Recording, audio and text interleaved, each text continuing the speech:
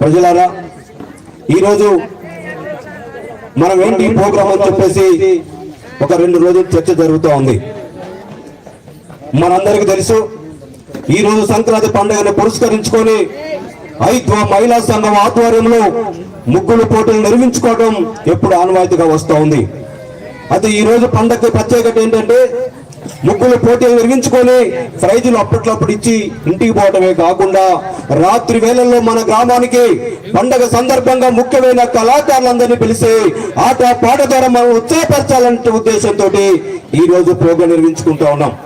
దాంతో పాటు ఈ రోజు ఒక ప్రత్యేకత ఉంది. చాలా మంది ఏమనుకుంటా ఉన్నారంటే అక్కడక్కడ ఇదేదో రాజకీయ పార్టీ ఇంకేదో కాదు, ఈ కార్యక్రమం సంబంధించింది కాదు. చాలా మంది నన్ను అడిగారు, అన్న ఏంటి ప్రోగ్రాం ఏందని చెప్పి అడిగారు. మీ ఒకే ఒక మాట చెప్పాం. తిరుమలాపల్లి గ్రామంలో చాలా మంది మన ప్రజల్లో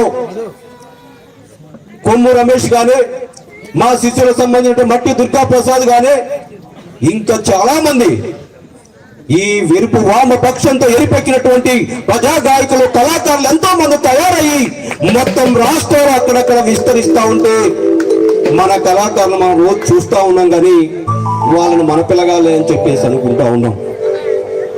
మనం అనుకోవచ్చు, అన్న ఇక్కడ ఎరుపులో పుట్టినటువంటి బిడ్డలు అక్కడ ఇక్కడికి పోతా ఉన్నారు కదా, మరి మీరు తయారు చేస్తా ఉన్నారు కదా, మరి ఏందన్నా అని చెప్పి అనుకోవచ్చు. మీ ఒకే ఒక్క మాట చెప్పాం, వాళ్ళు ఎక్కడికి వెళ్ళినా మన ఎరుపు సమయంలో ఉన్నటువంటి మన ఎరుపు గులాబీలో పూసినటువంటి పిల్లలు అని చెప్పేసి మనందరం గర్వపడతా ఉన్నాం. చాలా మంది మమ్మల్ని అడుగుతా ఉన్నారు, వీళ్ళంతా మీ శిష్యులే కన్నా, కొమ్ము రమేష్ అయినా, దుర్గా ప్రసాద్ అయినా, ఇంకొకరైనా మేము ఒకటే చెప్పాం, మన పిల్లలకి బతకటం నేర్పాం, ప్రజల కష్ట సుఖాలు ఏంటో నేర్పాం. అక్కడ తెలుసుకొని వాళ్ళ కోసం ఎక్కడ పనిచేసినా సంతోషపడేది నేనే అని చెప్పేసి చెప్పా. రమేష్ నా దగ్గరకు వచ్చాడు, అన్న ఏంటి పరిస్థితి, కార్యక్రమం జరుగుతుంటే నేను చెప్పా. నువ్వు చెప్పక ముందే మీ లైవ్ లో చూసాం, పేపర్ లో వచ్చింది.